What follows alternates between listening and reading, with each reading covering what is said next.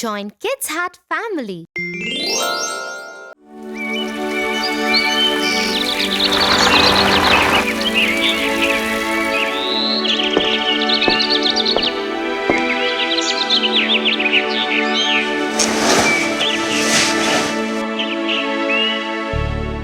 Good morning, Tofu.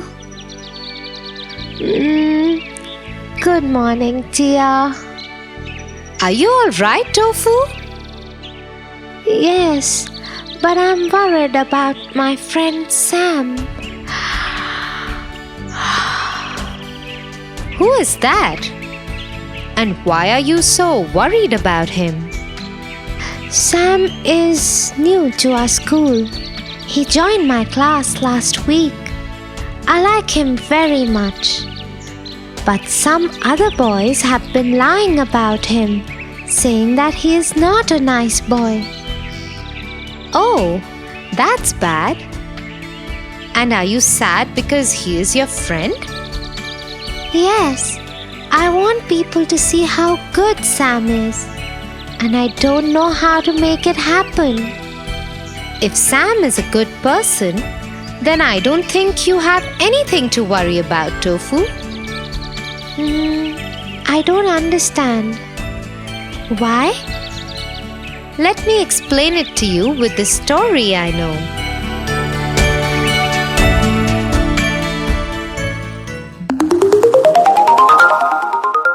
The Princess and the Pea.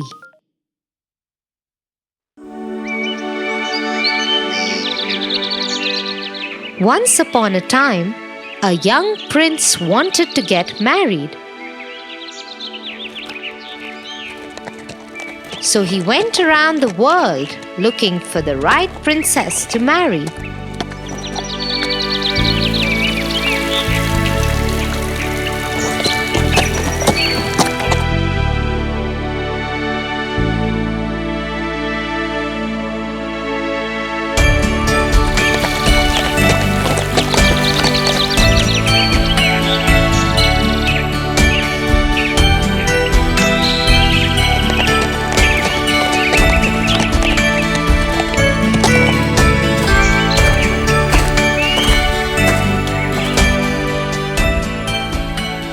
Alas, he found none. Something or the other was always amiss in all the princesses he met to be a true princess to his people. One stormy night, after the prince came back home, he and his family were having their dinner. When there was a commotion outside the castle door. The queen went to see what was going on. What is the matter, guard? There is a young girl at the door, Your Highness. She says she is a princess. Intrigued, the queen went to see the princess. When she got there, she was surprised to see a young girl drenched from head to toe. Who are you? I am a princess. I was passing through when the storm and lightning spooked the horses and they dragged my carriage into slush and mud. My men are still with the carriage trying to repair it. I have walked many miles to reach here. Nobody who looked at the young girl could believe that she could ever be a princess. She didn't look anything like a princess. With her hair disheveled and clothes and shoes full of mud, she looked like a poor peasant girl. You are welcome to stay here, O princess. My maids will prepare a royal room and arrange for a hot bath and dry clothes for you. Do join us for supper once you feel better. Come on in. Thank you very much, Your Highness. By the time the queen returned to the dining table to join her family, the prince had been informed about the stranger at the door and the queen's decision. Mother, do you really believe that she is a princess?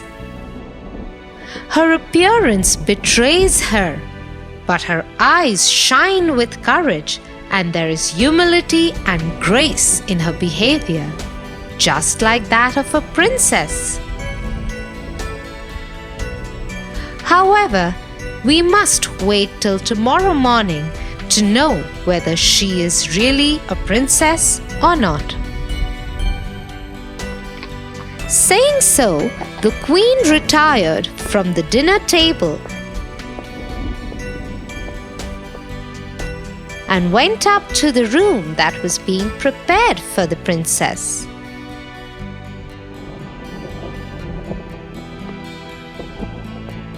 Your Highness, the princess is in the bath. We are preparing the bed for her. Very well. Fetch me 20 of the softest mattresses that the castle has to offer. Yes, Your Highness.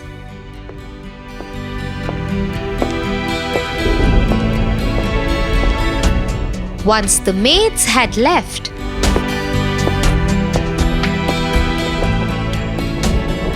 the queen took out a pea from her pocket and placed it right in the middle of the princess's bed. When the maids returned with the mattresses, she ordered them to place them on the top of the pea.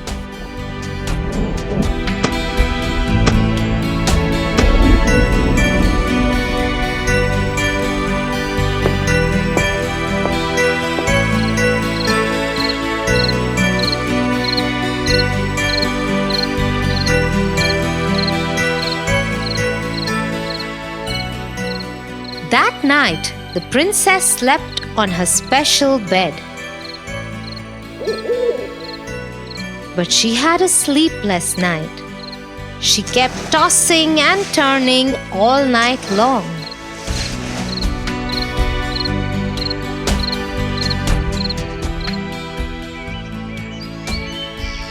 In the morning, she joined the queen for breakfast.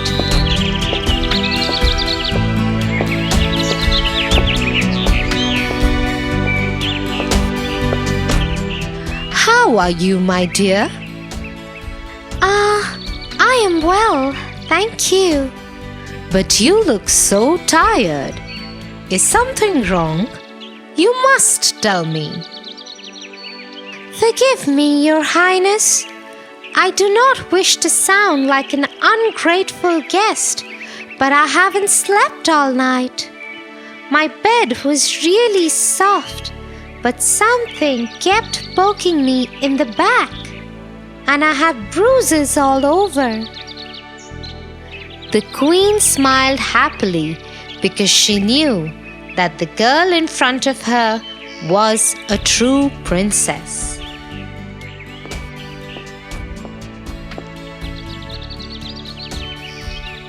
Only a real princess who has lived all her life in comfort can feel a small pea kept 20 mattresses below her, and only a kind princess would not mention her discomfort unless asked to do so. Son, she is the one you have been looking for.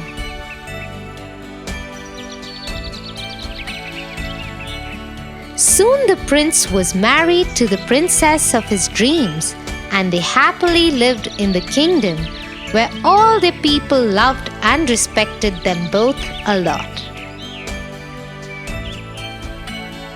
Wow, Tia! No matter where the princess would have gone, people would have always recognized her because of her behavior. Exactly, Tofu. And the same thing applies to your friend Sam.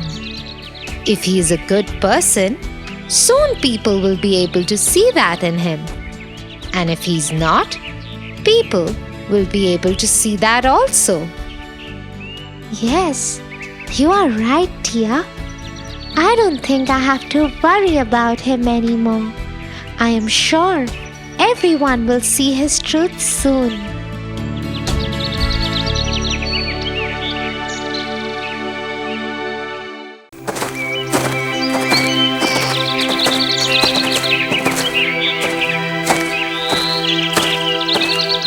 Hey, there you are.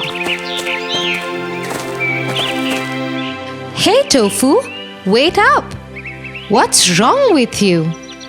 I have been waiting for you for so long, and here you are, just walking past me without even saying hi?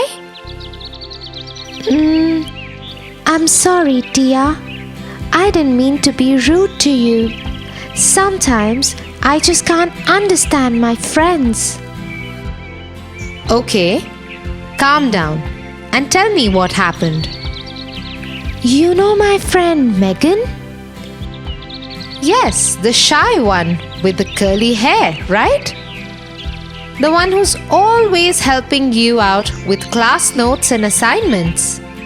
Yes. Isn't she wonderful? I think you should also help her out sometimes. Well, that's just what I did, Tia, and she is so upset with me now. She forgot her English assignment at home. So I did some of it for her and asked her to complete it and submit it. That's it. She got so offended. She hasn't said a word to me since then.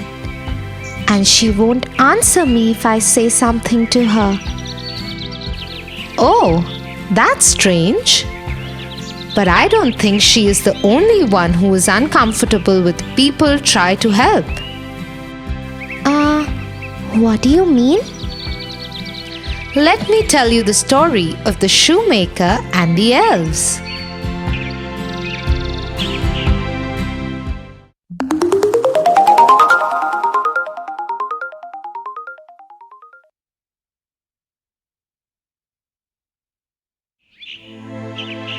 Once upon a time, there lived an old shoemaker. He was an honest man, but with very limited money. He made really nice shoes, but could not earn enough for himself and his wife. One night, he was in his workshop when his wife came to him.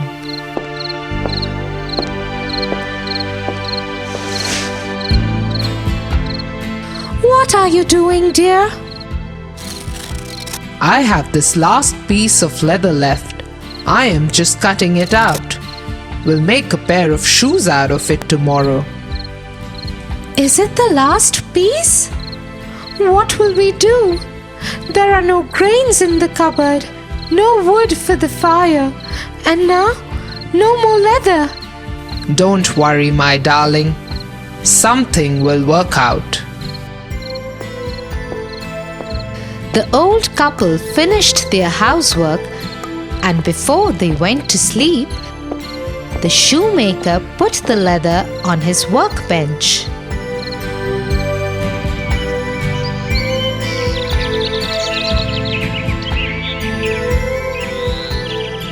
The next morning, he got up early to make a pair of shoes out of the leather he had kept. To his surprise, instead of the leather, there lay a beautiful pair of shoes. He picked them up and observed them closely. They were made out of the same leather that he had put out the night before. He called his wife. Dear, come, see this.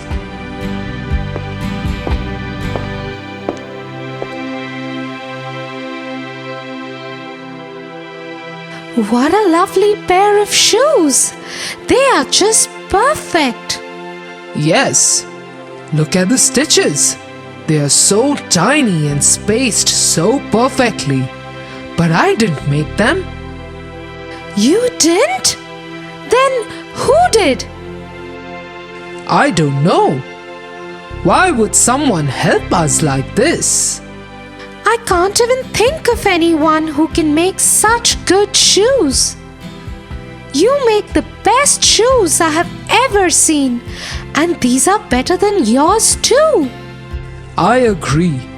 Anyway, let us not get carried away. Let us put them in the display window and hope that we can get some money for them. Just a few minutes after the shoemaker had put the shoes on the display, a wealthy merchant stopped outside his door.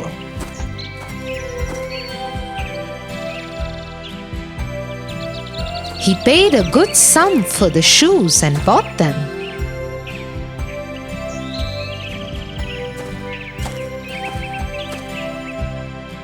The shoemaker was very happy. He went and bought food for the house. With the remaining money, he bought 2 pieces of leather. When it was night, his wife called out to him, "What are you doing? It's time for us to sleep." Yes, dear. I am just cutting out these leather pieces so I can stitch them into shoes tomorrow.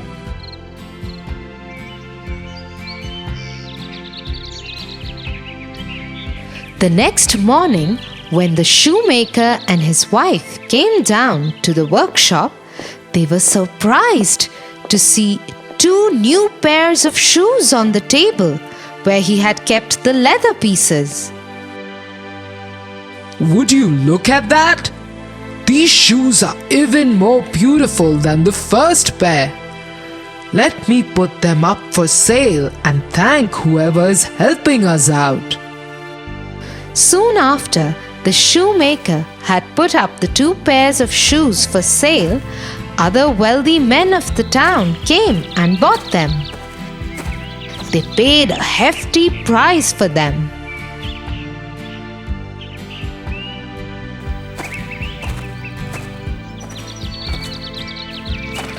The shoemaker bought more food supplies and leather from the money he got. Again that night, he cut the leather and kept it to stitch it in the morning. The next morning, he saw that the leather had been made into shoes again. And as soon as he put them up for sale, they were bought in exchange of good money. This went on for many days. The shoemaker started doing well.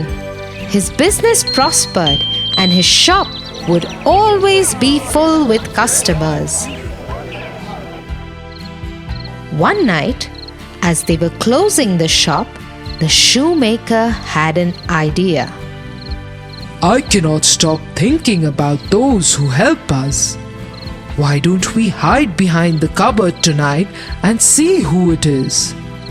Yes, that's a brilliant idea. Let's hide and check out.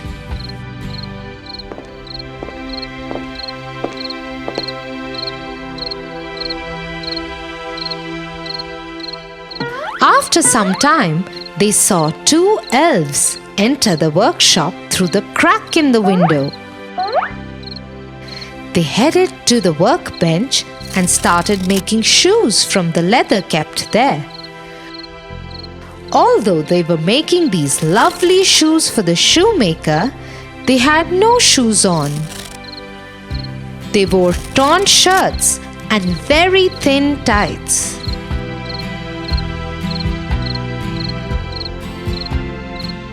They did their work carefully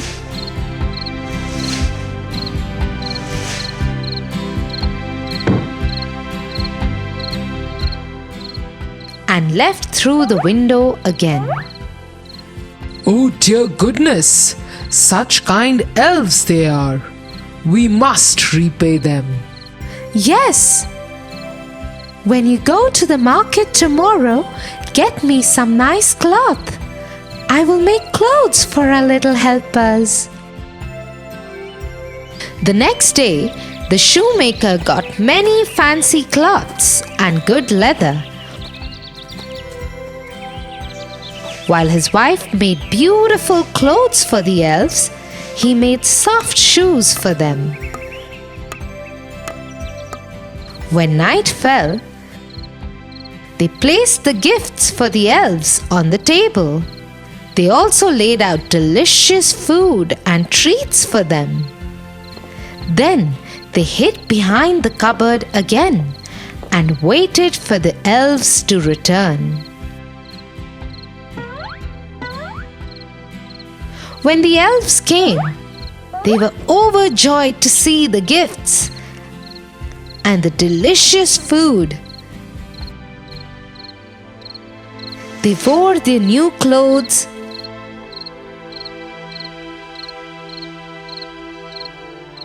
ate stomachful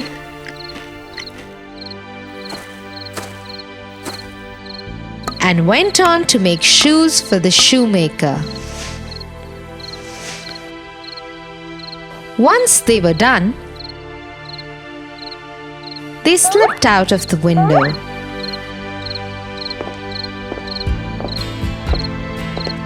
I am so happy to see our little helpers happy. Yes, and they looked so wonderful in their new clothes, didn't they? Tonight let's keep some more dinner ready for them. What do you think? Yes, dear. That night, the shoemaker and his wife again kept dinner for the elves. But tonight, they did not hide behind the cupboard. Instead, they went to sleep.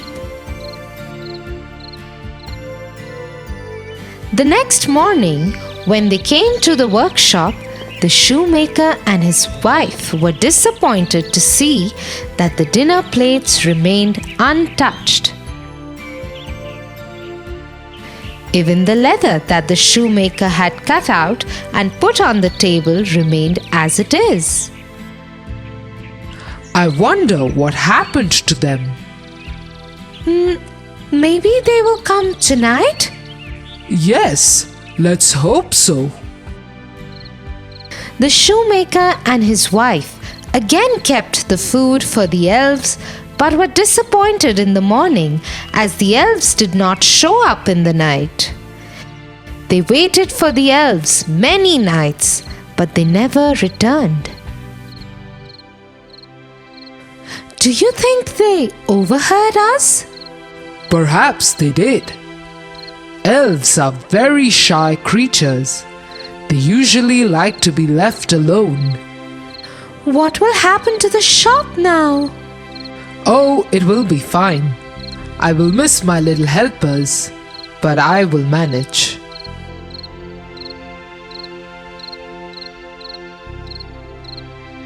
The shoemaker went back to making the shoes himself. His shop continued to prosper, but he and his wife always remembered the elves and remained thankful to them for their help. So you see, Tofu, some people are willing to help but are too shy to take help from others. Yes, Tia, I understand now. Also, it doesn't mean that you have to be angry with them. You can be thankful to them in your heart. Thank you, Tia. If you wouldn't have shared this with me, I think I would have lost a very good friend. Now, when Megan tells me she doesn't want my help, I will respect that more. Good to know that. Now let's go home. I am very hungry.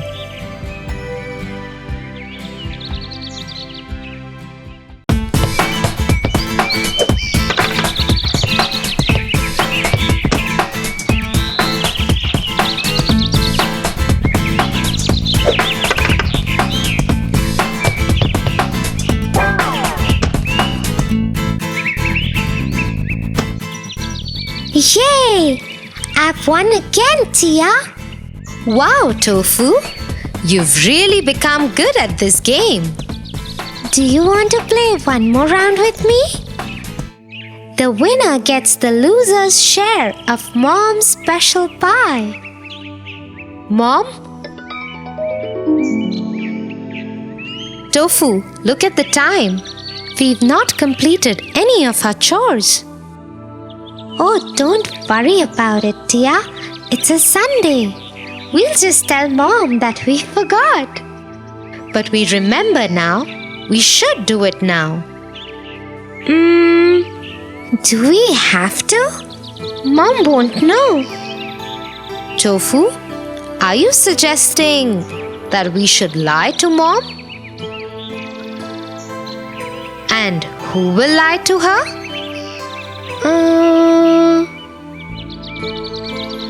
That's the worst idea you've ever had, Tofu. And you're talking like the little mouse. The little who? Belling the cat.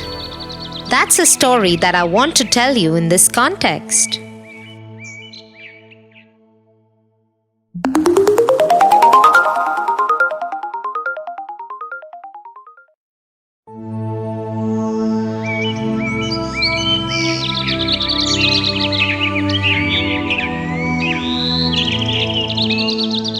Once upon a time, the many mice that lived in his store troubled a grocer.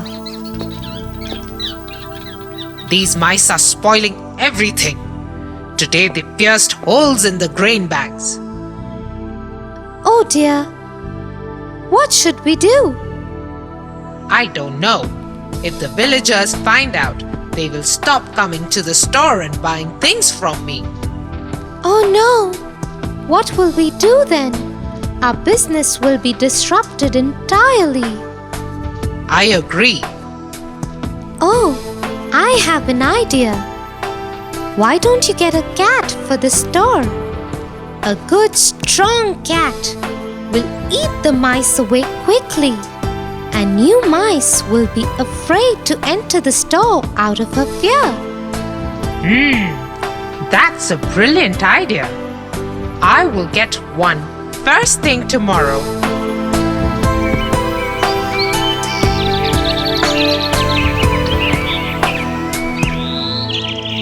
The next morning, the grocer went and got a big, strong cat for his store.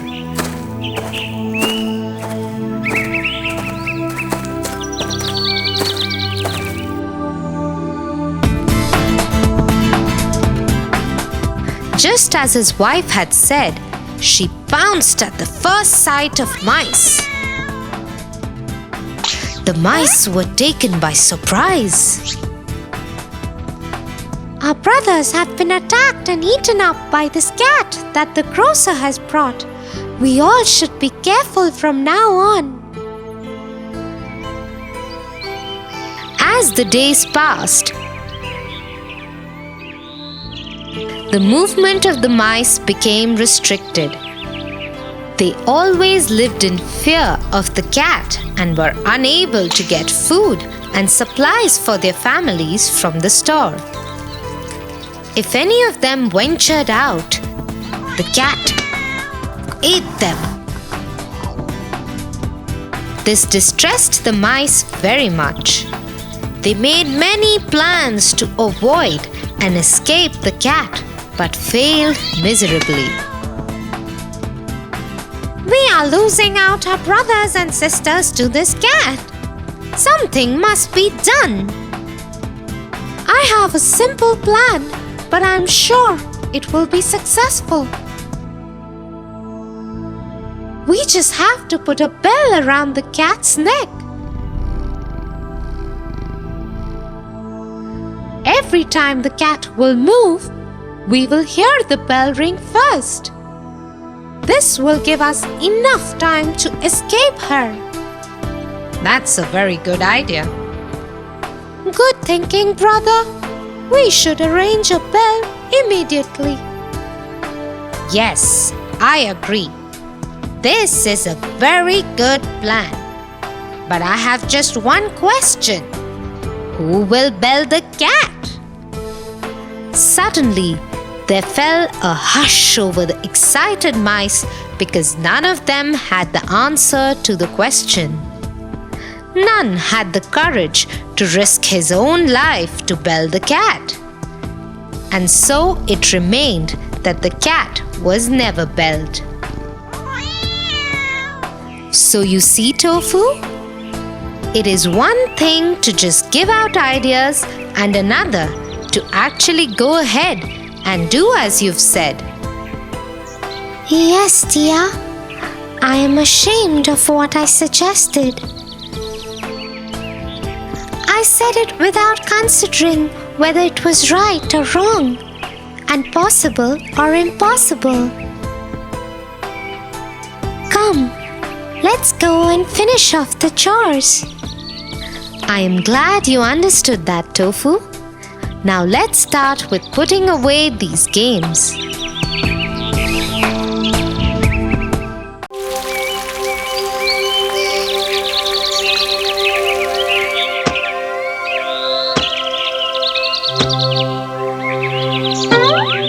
Hey, Tofu, do you want to come with me? I just saw my piggy bank has enough money to buy new books and toys for the children at the orphanage. You can help me buy and distribute the goodies. You are going to give away all your savings to other children? How can you do that? Don't you want to buy something for yourself? Tofu, we can't always think of ourselves. Sometimes we have to help those who do not have the same means as us. Let me tell you a story of kindness.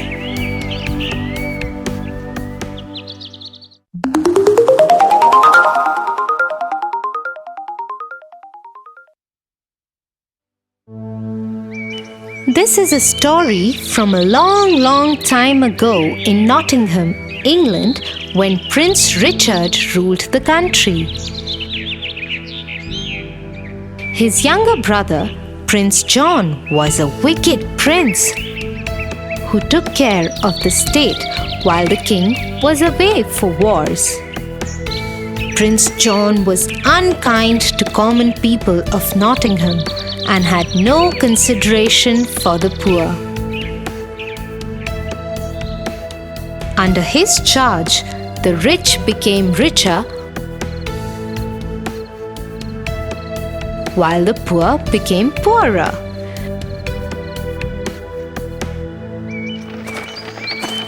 The poor had no savior to save them other than Robin Hood, or the Hooded Thief as he was popularly known. Robin Hood had a trusted companion called Little John.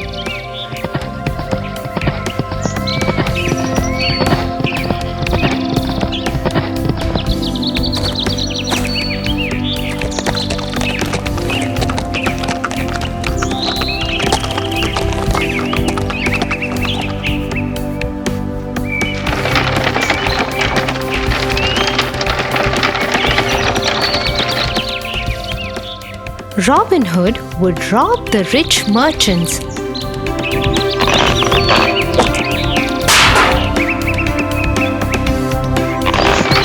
and the princes' caravans that carried the huge taxes collected from the poor as they crossed the Sherwood Forest, which was the home of Robin Hood, on the way to the prince's treasury. And he would distribute the loot amongst the poor. His generosity earned him the name Prince of Thieves amongst the common people, and also many rewards that were announced by the sheriff for his capture.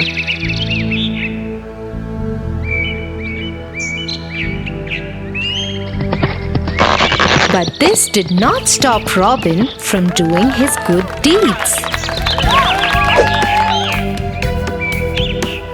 One day, when Robin Hood and his friends had robbed the prince's caravan again, the prince called the sheriff of Nottingham to the palace. "This is the last time Robin Hood has humiliated my men and me, Sheriff.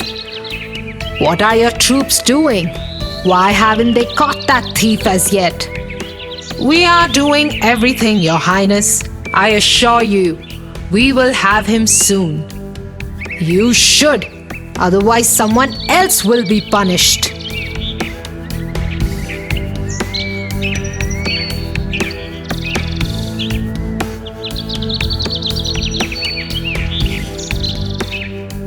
The sheriff made a new plan with his men. He decided to announce an archery competition to be held in Nottingham, and the winner would be announced as the best archer in Nottingham and also win a kiss from the maiden Marian.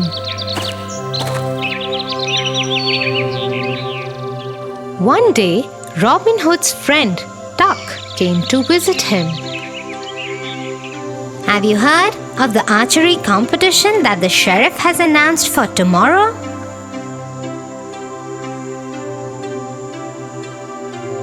Yes, we have, Friar. And the men and I think Robin shouldn't go to it. It is a trap laid by the sheriff. All of England knows that Robin Hood is the best archer by far. Robin doesn't need to go and prove anything there. You worry too much, Little John. Lighten up. We will go and have some fun tomorrow. And to ensure that no one recognizes us, we'll wear disguises. And so the next day, Robin Hood and his friends wore disguises and went to the competition.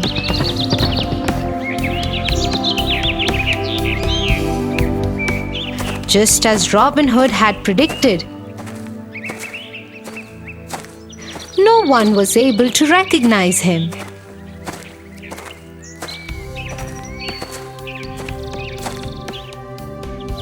Soon it was Robin Hood's turn to shoot the arrows. He took the first shot at the bird and hit bullseye.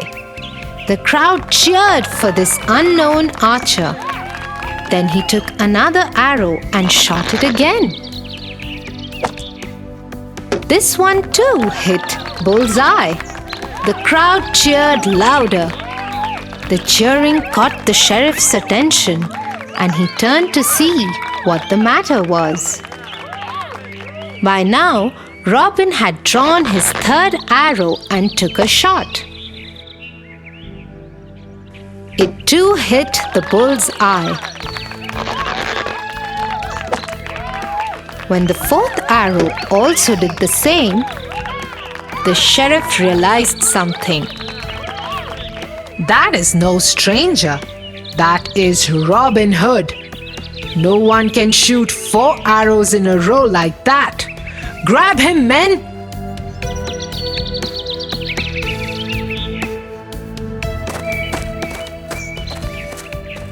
The whole crowd broke into a frenzy as the sheriff's men arrested Robin Hood. Off with his head!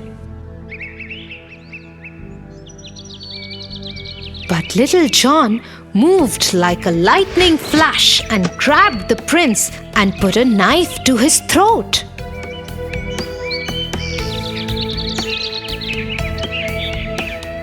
Release him immediately!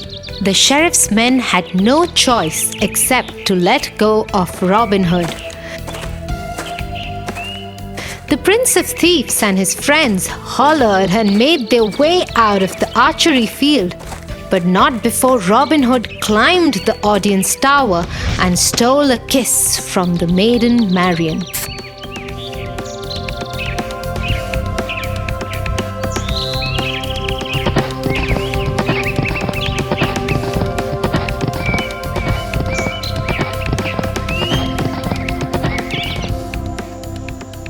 Back at the Sherwood Forest, Robin Hood and his friends got together and celebrated. You were right, Robin Hood. Today was a lot of fun. The sheriff had this coming. I am sure you surprised Maiden Marian too.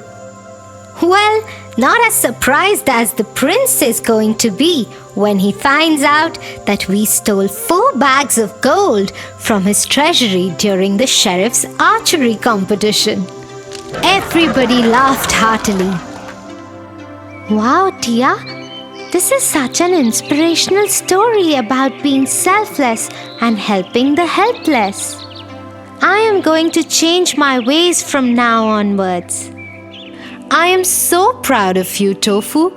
That is such a great decision. Keep doing good deeds.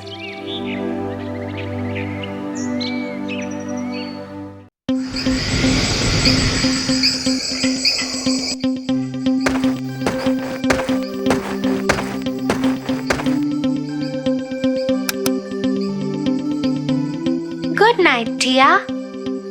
Good night, Tofu.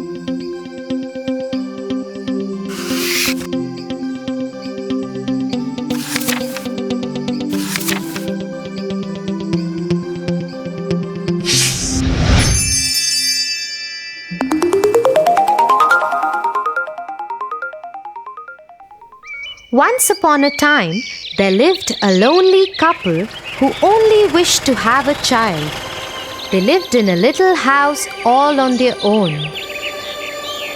At the back of the house, there was a small little window from which a splendid garden could be seen. This garden was full of very beautiful flowers and herbs. No one dared to enter the garden as it belonged to a witch named Dame Gothel. One day, the woman saw a plant called rampion, which is used to make salads. Dear husband, I have a strong desire to have a salad made out of that plant. Oh, but that belongs to the wicked witch. Oh, please do something. I really want to eat those rampions. Okay, dear, I will try to get it for you. At midnight, the husband climbed the wall into the garden of the witch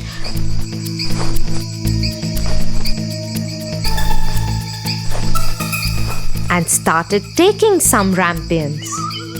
The man took the rampion and his wife made a salad out of it and ate it. But the very same night, there was a knock on the door and the man knew something was wrong. How dare you, human! Come into my garden and steal my rampions like a thief. You will suffer for it. Oh, please forgive me. My wife saw your rampions from the window and she wanted it so bad that I could not say no to her. Oh, if that's the truth, then I will let you have as many rampions as your wife wants, but only on one condition. What is that condition? You must give me the child which your wife will bring into this world. The man, in his terror, consented to everything. As time passed by, the couple gave birth to a beautiful little baby girl. But that very same night, the witch came to their door and took away the baby girl, leaving the poor parents in complete sorrow. You are such a beautiful looking girl. I will name you Rapunzel and take care of you. Ha ha ha ha! The witch kept her locked in a tower with no doors and stairs, but just a small little window. As the time passed by, Rapunzel grew into a beautiful girl with very long golden locks. But her beauty went in vain because the cruel witch never allowed her to go anywhere. Sad Rapunzel just used to stand at the little window and sing sad songs. When the witch had to visit Rapunzel, she used to ask Rapunzel to let down her hair.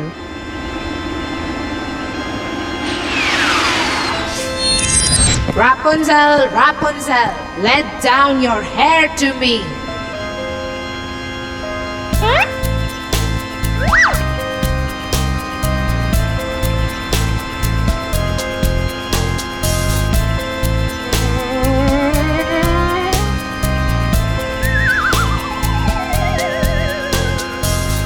One day, when Rapunzel was standing at the window singing sad songs,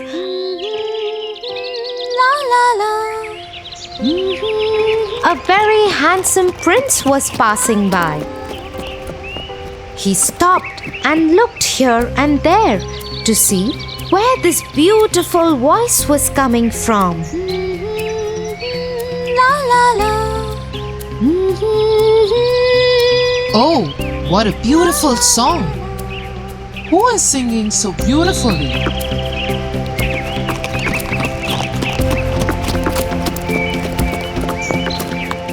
The prince noticed the beautiful voice coming from the tower. He wanted to climb the tower and looked for the door, but could not find one. He went back home in dismay. But Rapunzel's singing had touched his heart so much that every day he started going to the forest to listen to Rapunzel's songs.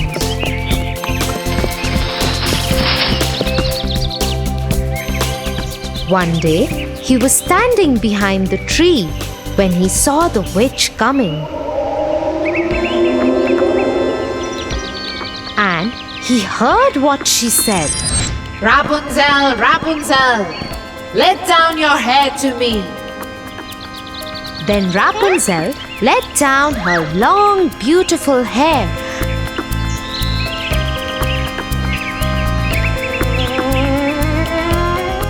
And the witch climbed up the tower.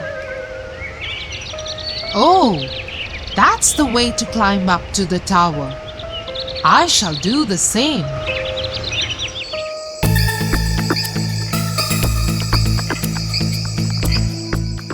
The next day, when it began to grow dark, he went to the tower. Rapunzel, Rapunzel, let your hair down to me. Immediately the hair fell down and the prince climbed up.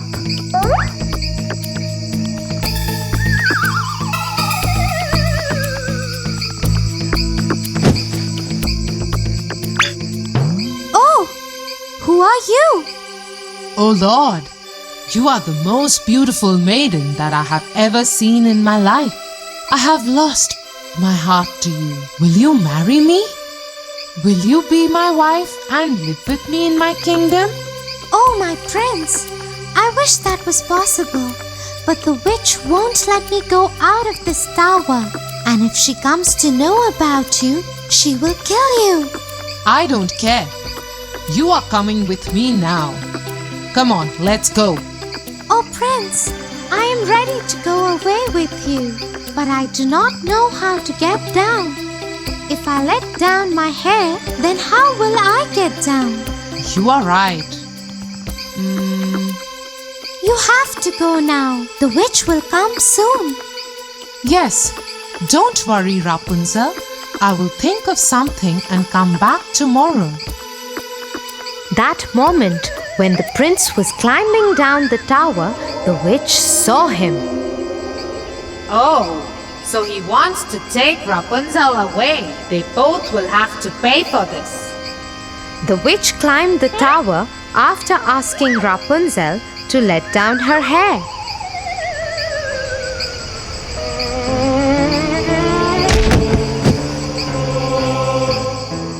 You treacherous girl!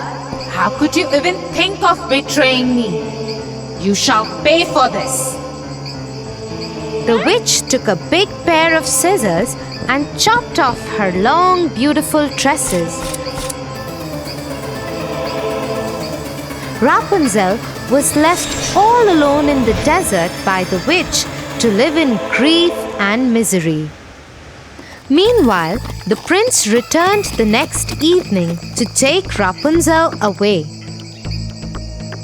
Rapunzel, Rapunzel, let down your hair.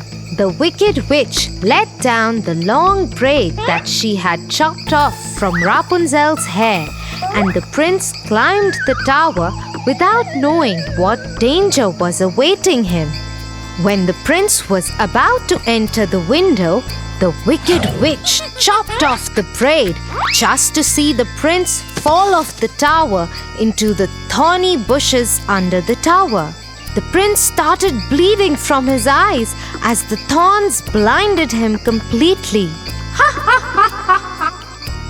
The witch cast a spell on the prince, and he wandered in woods around the world without any sight and survived in poor conditions.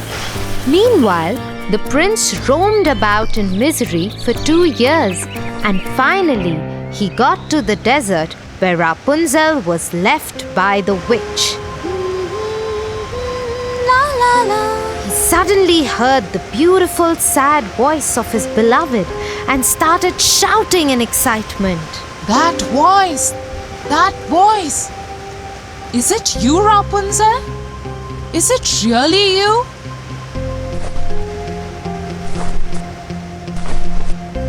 He went towards it, and when he approached, Rapunzel said, Oh, Prince, you finally found me. I missed you so much. I am so happy to see you that I can't stop crying.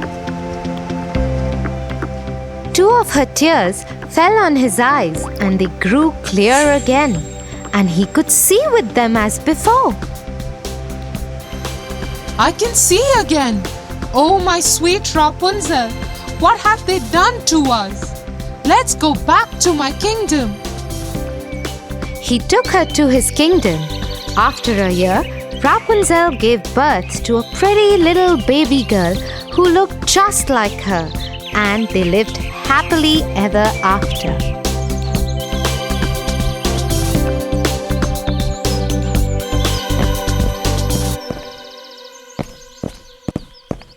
Get up, Tofu, or you'll get late for school. Get up, Tofu.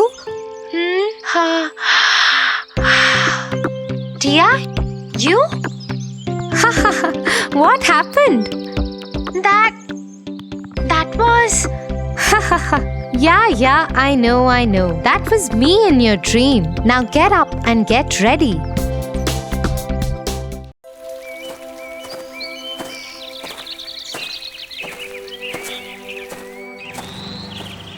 Our gardener is so rude. I am never going to talk to him again. Maybe you should try to be nicer to him, Tofu. Perhaps he has no friends and feels lonely. Yes, he doesn't talk to anyone. Hence, he has no friends. Why would anyone talk to someone who doesn't talk to them? That's not what Heidi did. Who is Heidi?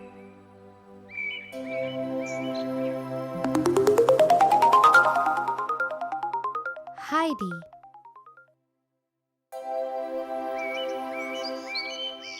There lived a little girl called Heidi. She lived with her aunt in the village. Once it happened that Heidi's aunt had to go to the big city for work. She would be gone for a long time. So she decided to leave Heidi with her grandfather, who lived alone on the mountain. Heidi's grandfather, a carpenter named wasn't a friendly person because of some experience in his past. He didn't like to talk to anyone, and that is why he lived all the way up in the mountains.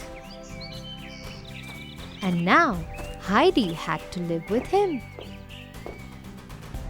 Bye-bye, Heidi. Be a good girl. Bye, Auntie. Hello. My name is Heidi.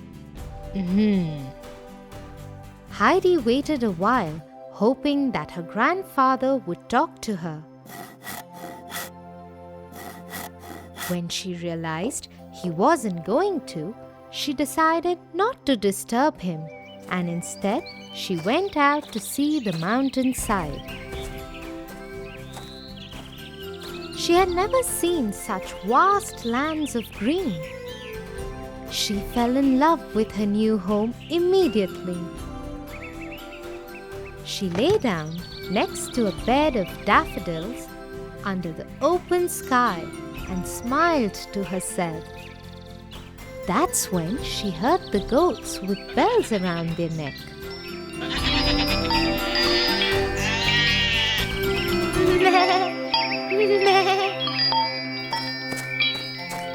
Oh, hello. Where did you come from? I brought them here to feed, like I do every day. Where did you come from? Hello. My name is Heidi. I have come here to stay with my grandfather. Hello, Heidi. My name is Peter.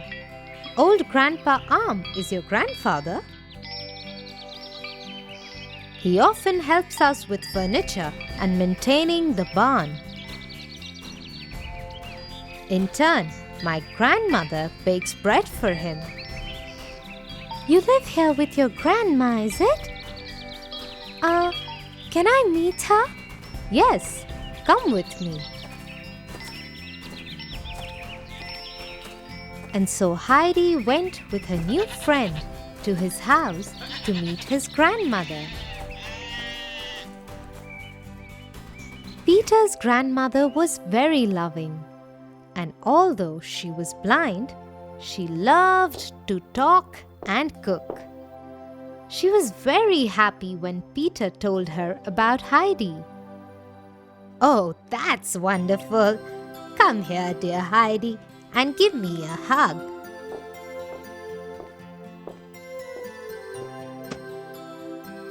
Are you hungry? Well, come, I will make you some special soup. Heidi spent the rest of the day at Peter's house and learned how to make special soup from his grandmother. Heidi asked her if, like Peter, she too could call her Granny, and she was delighted when she agreed. When it was evening, she said goodbye to them and went back to her grandfather's house.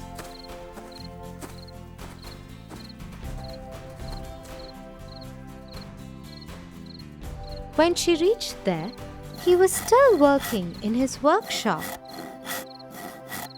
So Heidi went into the house. Sometime later, Heidi called out to him, "Dinner time, grandfather! Come, let's eat together." Old Arm looked up in surprise. No one had made dinner for him in decades. He closed his workshop for the day, washed up, and went to eat. Heidi had made the lovely soup she had learnt from Granny. They ate in silence.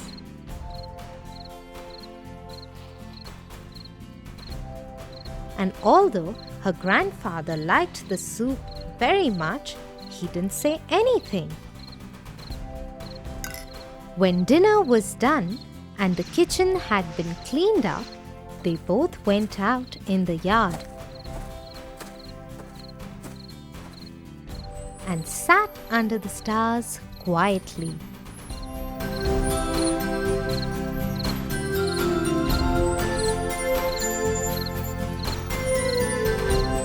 After some time, Heidi started feeling sleepy.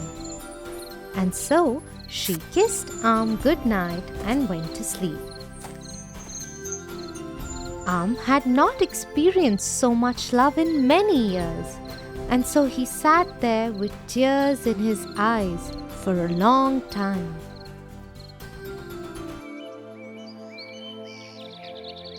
Next morning, by the time Heidi got up, her grandfather was already in his workshop. She decided to go and be with him. Good morning, grandfather. Heidi knew she wouldn't get an answer, so she decided to make herself busy. She swept the workshop, filled fresh water in Arm's jar, and to surprise kissed him and went out to feed the hen. When it was about afternoon, she served a lunch of mashed potatoes which she had learnt to make from her aunt. Later, she went to Peter's house to spend time with Granny and returned in the evening to serve dinner. This went on for many days. Every morning and night, she would kiss her grandfather on the cheek and wish him. She would clean his workshop and fill fresh water in his jar. All this love and care that Heidi gave him changed Arm's behavior. He loved having Heidi around and enjoyed it very much when Peter and Granny came by to visit her.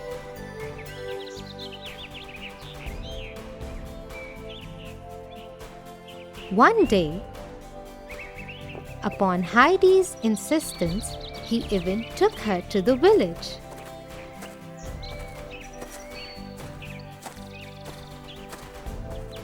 They bought a pair of shoes for Heidi. On the way back, they bought candy floss. Throughout the trip, Arm laughed and played with Heidi. All the villagers were surprised to see this change in the old carpenter. 2 years went by, and Heidi and Arm were very happy in each other's company. Till one day, Heidi's aunt returned. She wanted to take Heidi with her to the big city. The man whose office she worked in had a daughter, Clara, who couldn't walk. Clara always needed a wheelchair to go anywhere. Hence, she had no friends. Clara's father wanted Heidi to be Clara's friend. Grandfather, tell her I do not wish to go. I want to live here with you. But Arm didn't say anything. He knew that Heidi would have a much better life in the big city. And so Heidi left her grandfather, Peter, Granny, and the mountainside to live in the big city. She was straight away taken to the mansion where Clara lived. There she met Clara's father. He was a very kind and loving gentleman who loved Clara very much, but often had to travel a lot for business. During these times, he left Clara in the care of her grandmother and a rather stern housekeeper. Hello, Heidi. I am Clara's father. I wanted to thank you for coming here. I am sure you will like living here with Clara. If you ever need anything, please let me know. Now come, I will take you to Clara's room.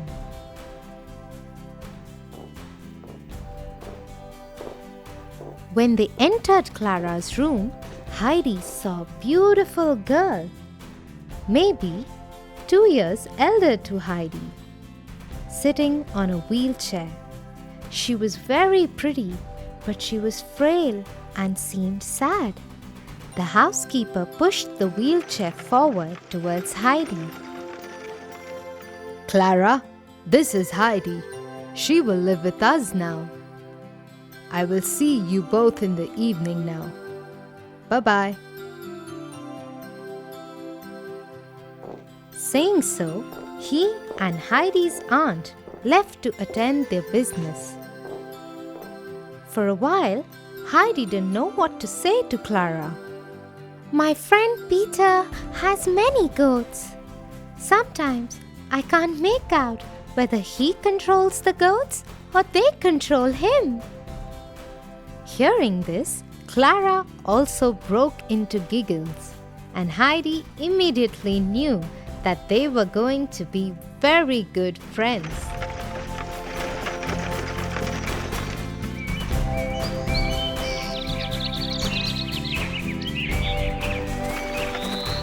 She started spending her whole day with Clara. She would tell her many tales of the mountains, while Clara would tell her about the different cities she had stayed in after her mother had passed away. While the housekeeper was very stern and always stopped the girls from enjoying themselves too much, Clara's grandmother was very nice. She even taught Heidi how to read. Everybody who met Clara now noted how happy she looked.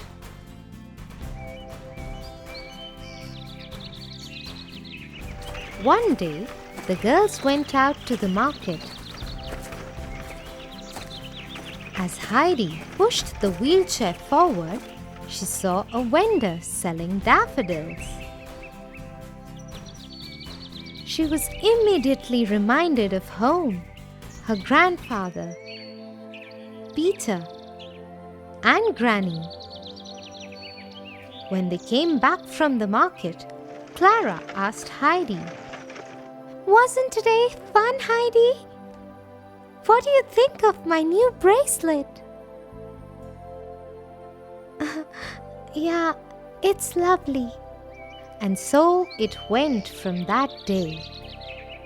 Heidi didn't want to play or sing with Clara, and she wouldn't read with Clara's grandmother. She wouldn't even eat unless was forced to. She would just keep doing her work quietly. She missed her home terribly, and her heart broke every time she looked out of the window and saw buildings and towers instead of mountains and sky. This went on till one day she felt terribly ill. Clara's father called the doctor right away.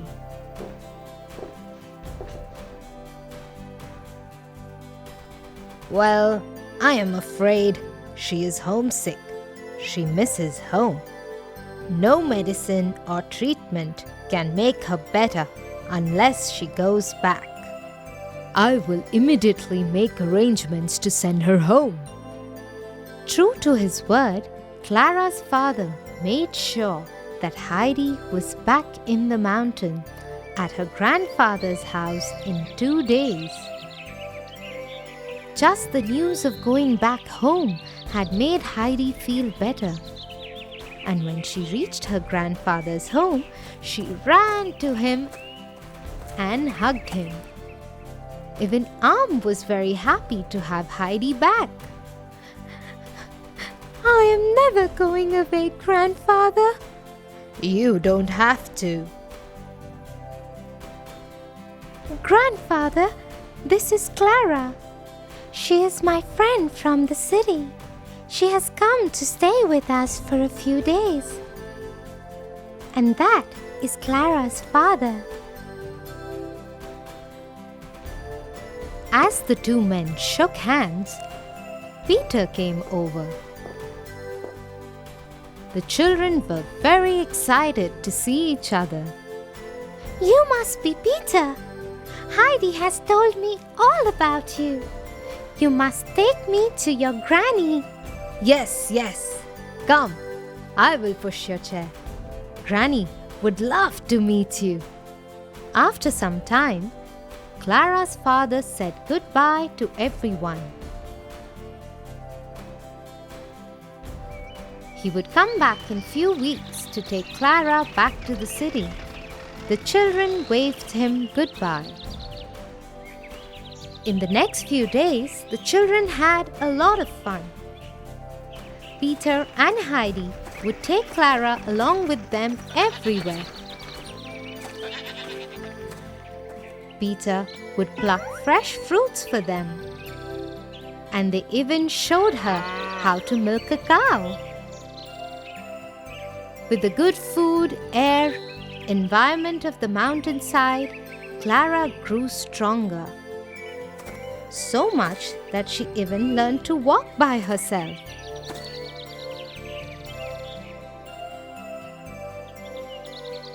Soon it was time for Clara's father to come and take her away. When he came, she surprised him by walking up to his carriage. "Oh, my darling, I am so happy." As they left, everybody was happy. There was no sadness in anyone's heart. Bye-bye. I will visit you soon. I will too. Goodbye. Take care. So you see, Tofu, when you are kind and loving towards someone, you can change their whole life. Yes, Tia. Thank you for teaching me this valuable lesson. Perhaps I will take some chocolates for the gardener.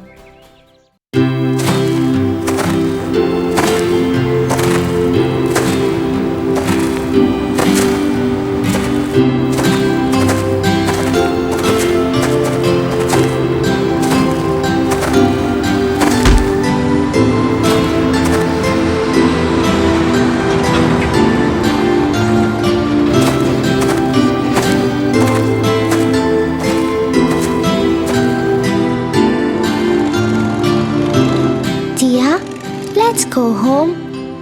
Why are you wasting time? How come you always want to do something good for others? Tofu, what goes around comes around. If you do good, good will come back to you. And if you do bad, bad will come back to you. What do you mean? Let me tell you the story of a little boy called Pinocchio.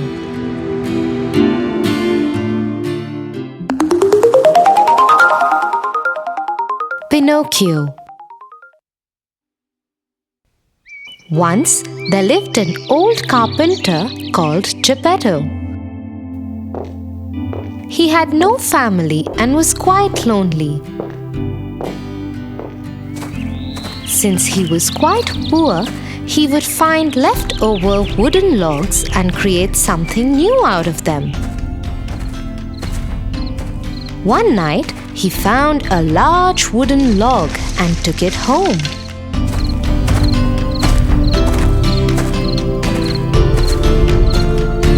Throughout the night, Geppetto worked on the log.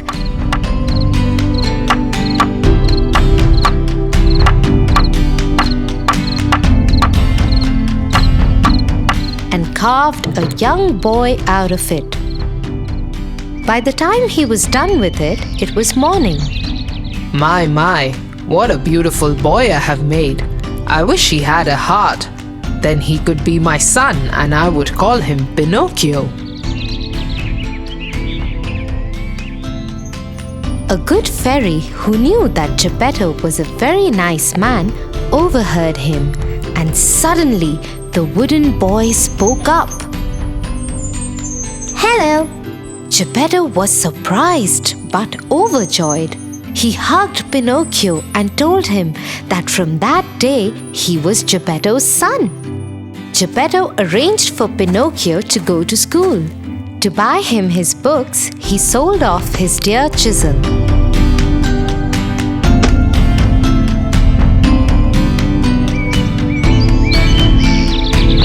Now you can go to school like a real boy. One morning, as Pinocchio was going to school, the evil puppet master stopped him. The puppet master wanted to own Pinocchio so he could use him to earn lots of money. Hello, Pinocchio. Do you want to go to the Fun Island? It is a wonderful, magical place where you can become a real boy. Pinocchio was overjoyed at the idea of going to Fun Island. He quickly started walking with the puppet master.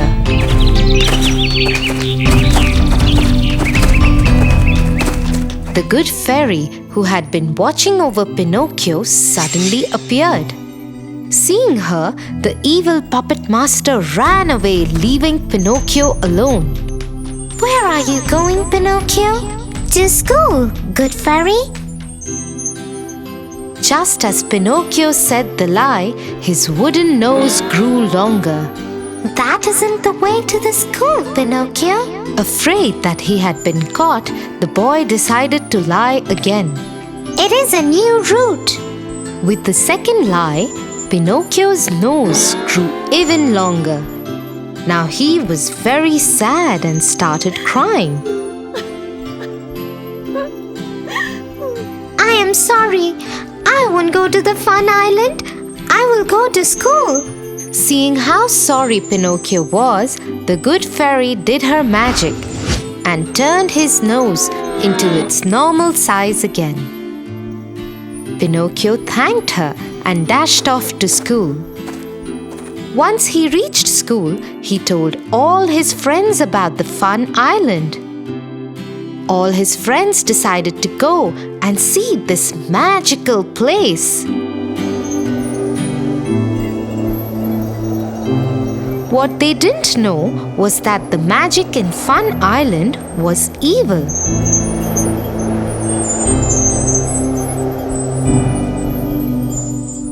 It turned little boys into donkeys.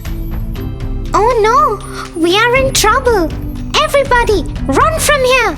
Just as the boys were figuring a way out of the island, Pinocchio saw Geppetto swimming towards the island.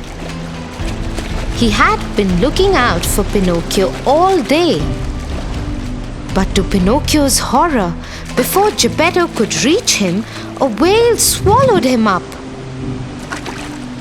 To save his father, Pinocchio also jumped into the sea and went straight into the whale's stomach.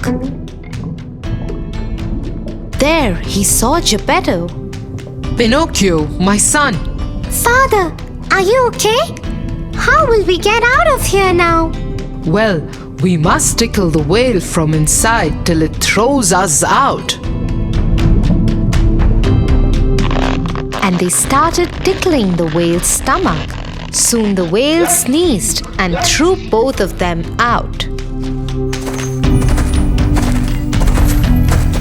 Pinocchio helped his father and all his friends to get back to the village.